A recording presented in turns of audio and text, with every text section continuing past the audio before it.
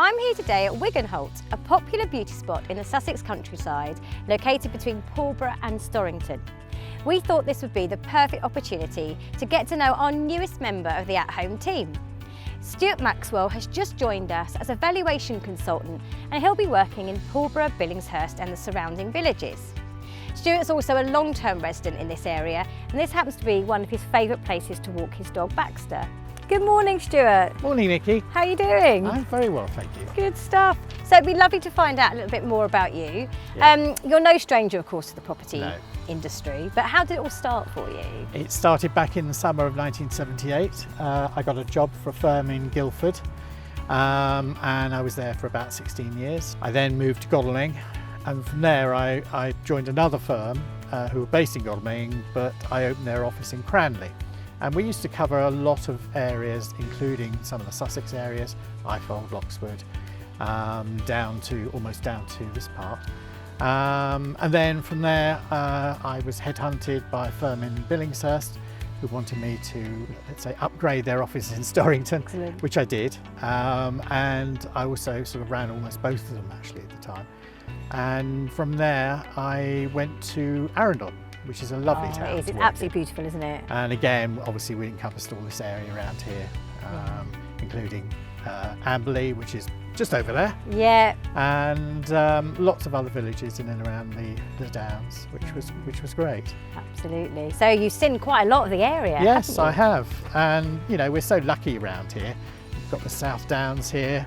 In the winter they have Highland cattle. Yeah. So just over here is the Wildbrooks, which again Baxter loves going to. Yeah. That runs past the River Arun. What stands out for you as the most significant change that you've seen in the market over the years? I think the main thing for me certainly is computerisation, because when I started there wasn't such thing as a computer, certainly not in a estate agency anyway. That was the big change over the years, because when I think about it, when I started, I was printing the details on a Gestetner, and the details were black and white, and all the details were typed on typewriters. There was, you had a card box for your applicants and so on, so it was very different. Yeah. So computerisation has made a big difference in the estate agency world. And technology is just changing constantly, isn't it? It is. And evolving. So It is. I think that's going to continue. Yeah, Don't very much you? so. Very much so. So I have to ask, what attracted you to wanting to join the at-home team?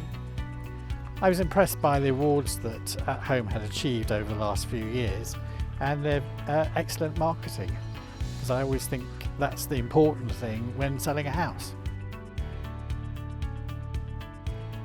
We've seen a huge peak in the market over the last year.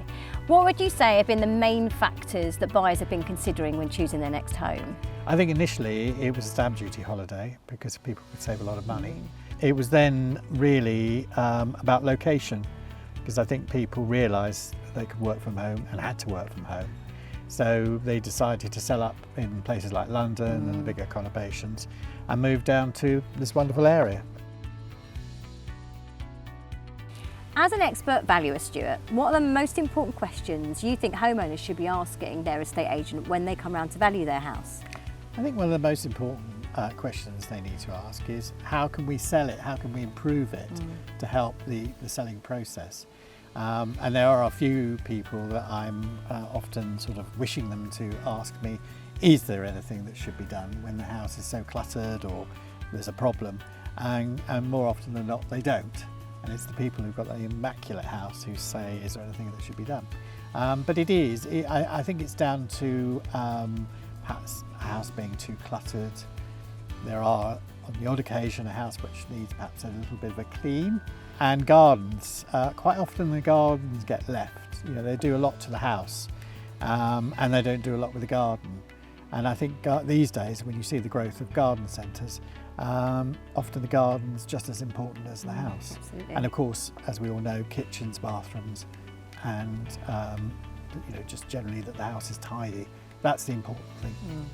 Excellent. And of course, it's really important, I think, that clients are choosing the right estate agent that's going to get the best for them, don't you? Yeah, very much so, because if you've got the right estate agent like us who do video tours, photographs and so on, you know, you've got to show the house in its best possible light. Absolutely. So it's really important. So Stuart, if you could live anywhere, we'll say in the UK, where would it be? And describe what your dream home would look like.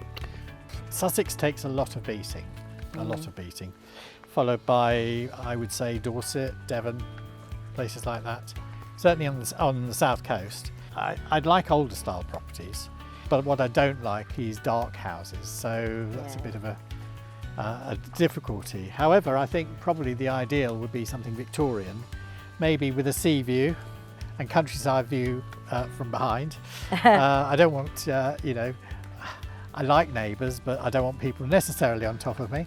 Yeah, I think that's the sort of property I would go for. Absolutely, sounds perfect, Stuart. But well, you never know, one day. If I win the lottery. Well, absolutely. Well, it's been a real pleasure talking with you today, Stuart. And you too. And Baxter's been extremely well behaved. Yes, I think he's a bit tired now. Yeah, I think, yeah, absolutely. We look forward to bringing you some exciting news from the Pulborough area really soon.